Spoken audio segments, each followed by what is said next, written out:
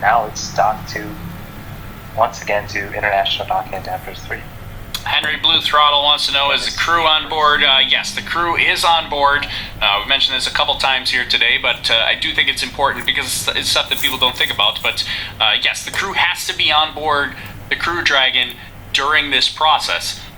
And it's not because they couldn't physically do it without the crew on board. They could, but for safety reasons, you can't have fewer seats available on escape vehicles than you have crew on the International Space Station. So you have to have an available seat for every crew member of the space station attached to the space station at all times. So that's part of the safety protocols for the International Space Station. So once you undock, you've just taken 4 seats away.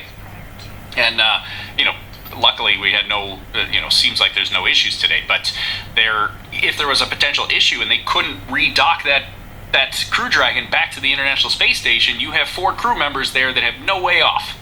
So they take all those crew members have to get on the Crew Dragon capsule. They do the redocking. Driving.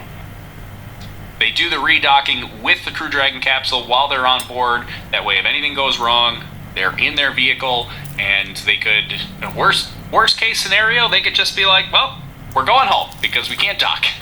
They would try a lot of things before they got to that point, but they would be in their vehicle with the ability to escape if they needed to. Signifying that the hooks are ready to drive and secure Dragon to the station.